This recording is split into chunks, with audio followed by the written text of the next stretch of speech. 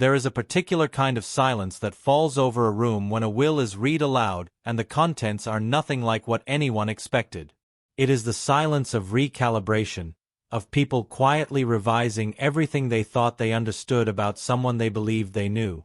That silence, metaphorically speaking, fell over millions of Pawn Stars fans in the weeks and months following the death of Richard Benjamin Harrison in June of 2018.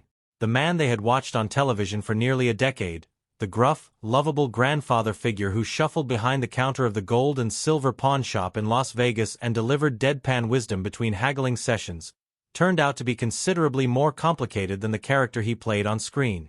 Richard Harrison died on June 25, 2018, at the age of 77, after a prolonged battle with Parkinson's disease.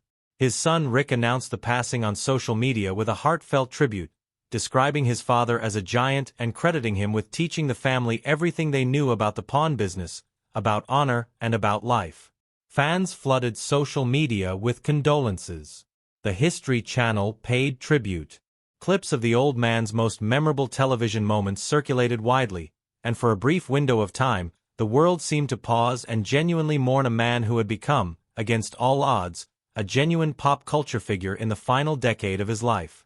But grief gave way to curiosity, as it often does. And curiosity led people toward questions about what Richard had left behind and how he had chosen to distribute the empire he spent a lifetime building. When those answers began to emerge, they did not match the narrative that 17 seasons of television had carefully constructed. The old man's testament, it turned out, was not a simple document.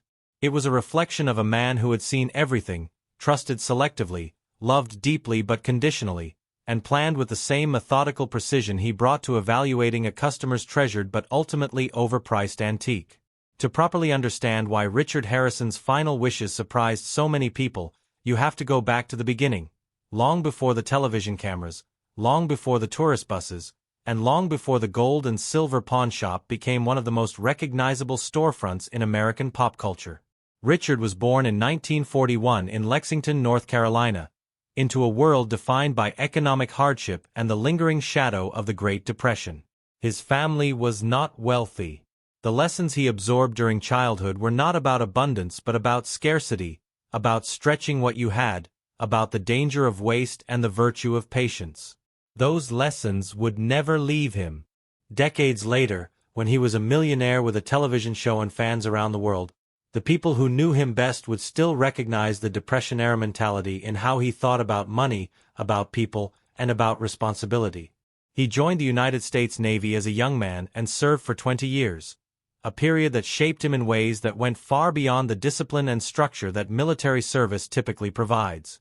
The Navy gave Richard a framework for evaluating situations quickly and accurately, for reading people, for knowing when to push forward and when to hold back. These skills, which might seem unrelated to the pawn business, turned out to be extraordinarily applicable to it. A good pawnbroker needs to assess the value of an object and the character of a person almost simultaneously. Richard had been training for that skill set his entire adult life without realizing it. When he retired from the Navy, Richard had a pension and a family but not a fortune. He and his wife Joanne settled in Las Vegas, a city that many people assume is built entirely on spectacle and gambling but which is also, at its core, a city built on cash flow and transactions. People come to Las Vegas with money and often leave without it, and that cycle creates a particular kind of economic ecosystem in which pawn shops play a surprisingly important role. Richard recognized this early. He studied the business, observed the market, and in 1989 opened the gold and silver pawn shop, which would eventually become the anchor of everything that followed. The early years were not glamorous. Richard worked long hours behind the counter, evaluating jewelry and electronics and instruments and tools brought in by people who needed money quickly. He developed a reputation for being tough but fair, which in the pawn world is the highest compliment a shop owner can receive. Customers who felt they had been treated honestly came back, and more importantly, they told others. The shop grew steadily through the 1990s, and Richard brought his son Rick into the business, passing on both his knowledge and his philosophy. Rick proved to be a natural. He had his father's eye for value and developed his own specialty in historical artifacts and military memorabilia, areas where his passion and expertise gave the shop a genuine edge. Father and son worked alongside each other for years, building the business brick by brick, deal by deal. It was sustainable and growing, but it was still, by most measures, just a pawn shop. What happened next was something neither of them could have designed or anticipated. The History Channel's decision to approach the gold and silver pawn shop about a reality television series in 2009 was driven by the network's ongoing search for authentic American businesses with compelling personalities. What they found on that Las Vegas lot exceeded their expectations. Richard Harrison was not a polished television personality. He was not media-trained, he was not particularly interested in being famous, and he had strong opinions about everything that he expressed without much concern for how they would be received. In television terms, he was gold. Pawn Stars premiered in July of 2009 and became one of the most watched programs in the History Channel's history almost immediately. The format was straightforward. Customers brought items to the shop, the family evaluated them, experts were called in when needed, and deals were made or rejected. But the real draw was the dynamic between the four main personalities: Rick, his son Corey, Corey's childhood friend Austin Russell, universally known as Chum Lee, and Richard, the patriarch who presided over everything with a combination of gruff authority and dry humor that viewers found irresistible. The old man became a cultural figure. His catchphrases were quoted and mocked affectionately across the internet. His skepticism about whatever Rick or Corey were excited about became a reliable comedic beat. He was the living embodiment of a particular kind of American grandfather, one who had seen enough of the world to be unimpressed by most of it but who retained a fundamental decency and a genuine love for his family beneath the layers of crustiness. It was a character that resonated across demographics and generations. What the show did not convey, and perhaps could not convey within its format, was the complexity beneath the surface. Richard Harrison was playing a version of himself, but he was also editing himself, presenting the aspects of his personality that were appropriate for family television while keeping other dimensions private.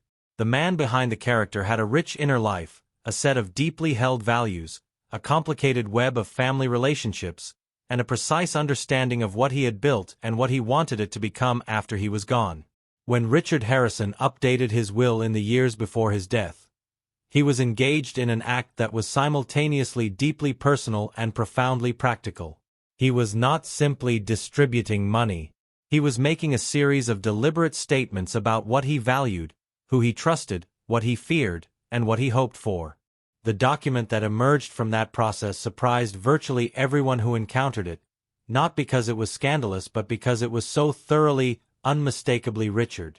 The first surprise for many people was the treatment of his son Rick. Richard did not leave Rick a significant direct inheritance through the will, a fact that generated considerable speculation and some breathless commentary from people who assumed this reflected some deep rupture in their relationship. The reality was more nuanced. Rick was already a significant owner of the gold and silver pawn shop. He had ownership stakes in the business that Richard himself had structured and facilitated over years of working together. The business itself, with its ongoing revenue from both retail operations and the television show, represented far more wealth than any cash bequest could have approximated.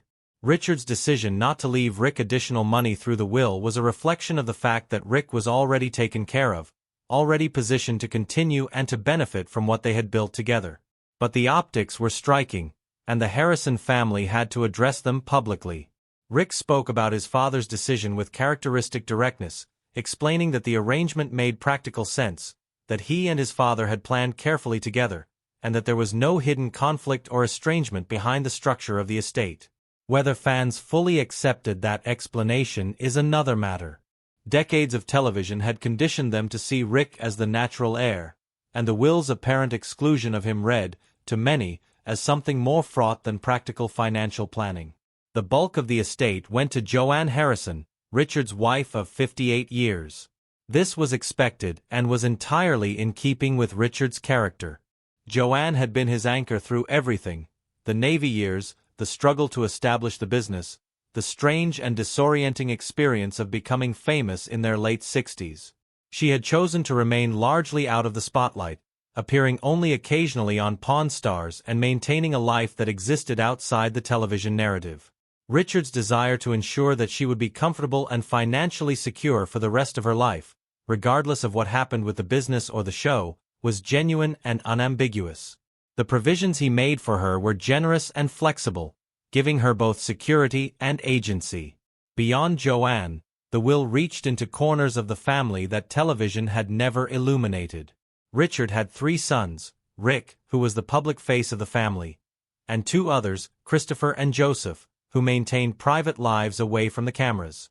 The existence of these sons was not a secret, but the show had so thoroughly centered on Rick that many fans were only dimly aware of them. Richards will acknowledged all of his children and made provisions accordingly, though the specifics of what each received have remained largely private, consistent with the non-television son's general preference for staying out of public discussion. He also made specific bequests to grandchildren, including several who had never appeared on Pawn Stars at all. These weren't token gestures. Richard designated meaningful amounts, structured thoughtfully based on his assessment of each grandchild's circumstances, needs, and what he believed they would do with the money. Some received funds directed specifically toward education. Others received money structured through trusts with conditions and time-based distributions, a design that reflected Richard's wariness about young people receiving large sums without the maturity to manage them wisely. The conditions and restrictions attached to certain bequests were perhaps the most revealing element of the entire document. Richard had watched enough people come through his pawn shop with inherited jewelry and family heirlooms they were selling to pay debts or fund poor decisions to have a healthy skepticism about what unrestricted wealth does to people who haven't earned it. He believed that money should serve people, not corrupt them, and the structures he built into his will reflected that belief concretely. A grandchild who received funds through a trust that distributed gradually was being protected, in Richard's view, not penalized. A bequest conditional on completing a college degree was an expression of his belief in education's value, even from a man who had not himself received extensive formal schooling. One of the most unexpected and genuinely moving elements of Richard Harrison's testament was his decision to include long-term employees of the gold and silver pawn shop among his beneficiaries. This is unusual in any context. Most business owners, when constructing their personal wills, focus on family and perhaps close personal friends. The idea of leaving money to employees through a personal will rather than through business arrangements or retirement plans reflects a particular kind of loyalty and a particular kind of gratitude. The employees Richard chose to include were not necessarily the highest ranked or the longest tenured in a formal sense. They were, by all accounts, the ones he personally respected most, the ones who had demonstrated the qualities he valued above almost everything else: consistency, reliability, honesty, and a willingness to show up and do the work without drama or complaint. Richard had little patience for people who prioritized their own comfort over their responsibilities, and he had deep respect for those who did the opposite. The employees who appeared in his will were people who had demonstrated that kind of character over years of working alongside him. For those employees, the bequests were significant. Not life-changing in the way that the major family inheritances were, but meaningful, enough to pay off a car, fund a home repair, contribute to a child's education, or simply provide a cushion of security that many working people never have. Richard understood what that kind of financial breathing room meant to people who worked hard but didn't accumulate wealth easily. He had been that person himself, and he had not forgotten it. This aspect of the will was not widely reported at the time, partly because it involved private individuals who had no public profile and no desire for attention. But those who knew about it consistently described it as deeply characteristic of the man. Richard Harrison had a gruff exterior and a sharp tongue, but he noticed people and he remembered what they did. If you worked for him and you did right by him, he did not forget it. Richard Harrison did not simply distribute his assets and leave the future to sort itself out. His testament included detailed guidance about the ongoing operation of the gold and silver pawn shop, instructions that reflected his understanding of what had made the business successful and his anxiety about whether those things would be preserved after he was gone. Some of these instructions were philosophical, articulating the values he believed should guide business decisions: fairness in dealing with customers, honesty about what items were worth, respect for employees, and a commitment to protecting the shop's reputation even when a short-term compromise might be financially tempting.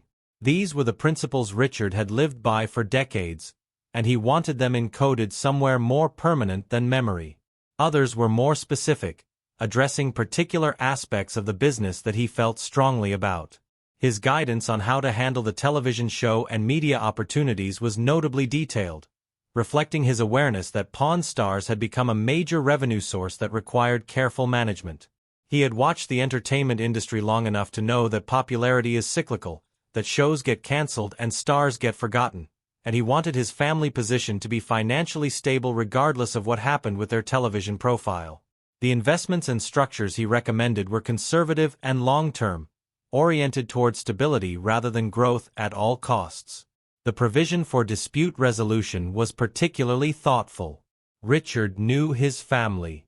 He knew that strong personalities, competing interests, and the pressures of shared wealth create friction, and he knew that friction, left unaddressed, can destroy families and businesses alike. He designated a neutral third party to mediate any disagreements over the will's interpretation. He outlined a process for raising concerns without immediately resorting to litigation. He even included financial consequences for frivolous legal challenges, a provision that reflected his understanding that some people use legal threats not because they believe they have a legitimate grievance but because they know that the cost of defending against a lawsuit can pressure other parties into settlements. Richard had spent enough time dealing with people across a counter to know exactly how that game was played. Pawn Stars was edited for entertainment, and entertainment requires certain kinds of clarity.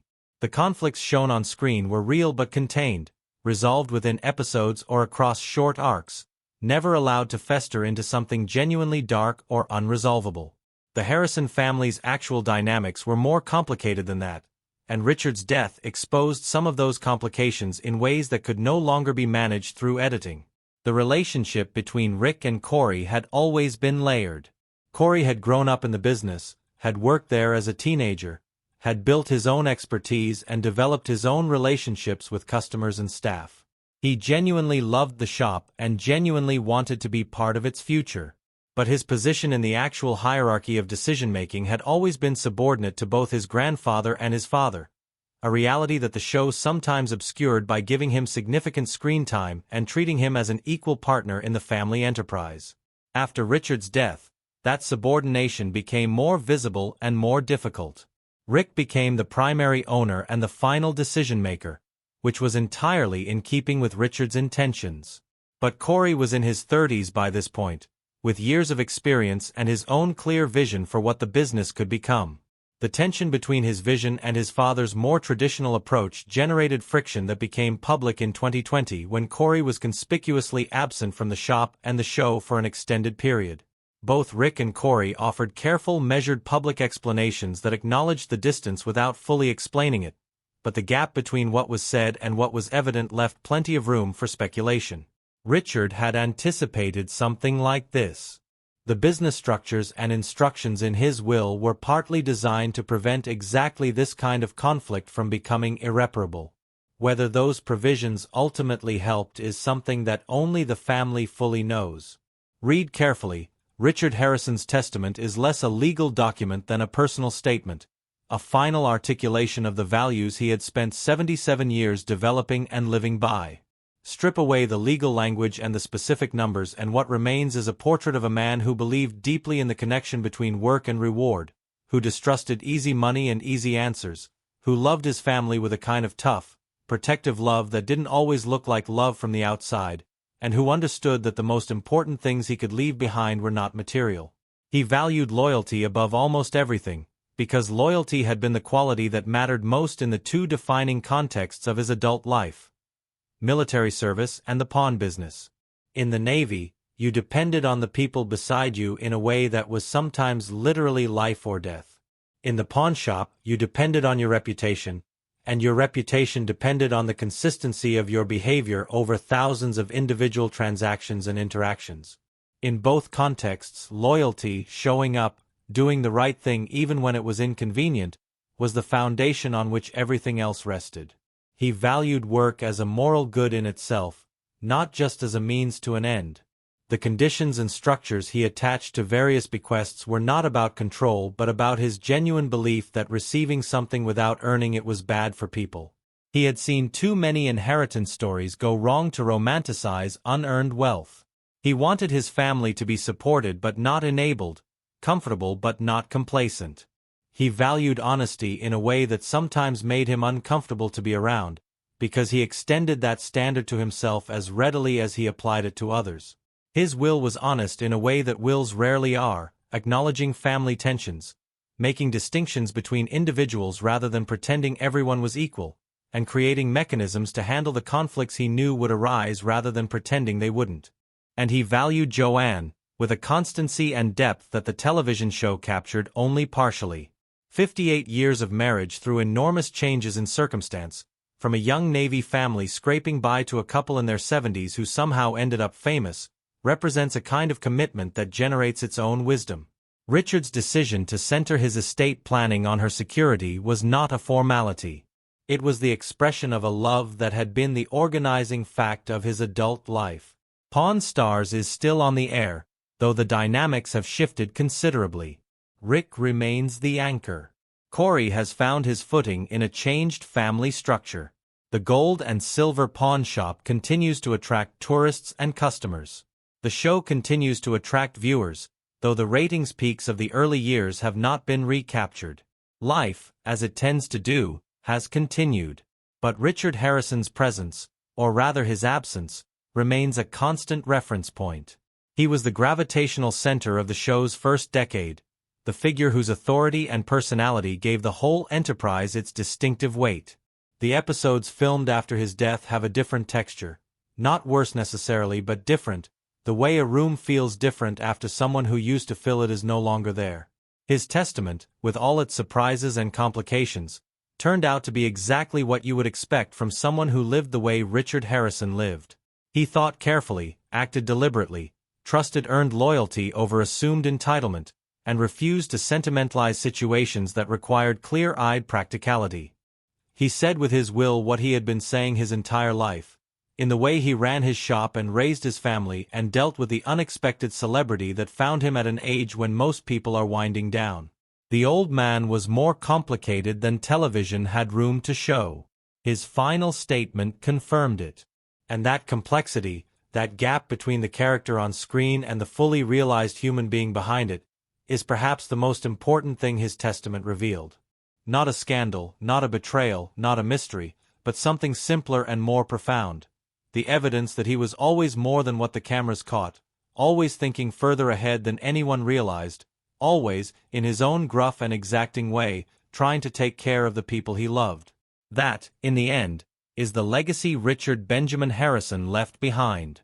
Not just the pawn shop, not just the television show, not just the money carefully distributed according to principles he never wavered from, but the demonstration, written in legal language and binding provisions,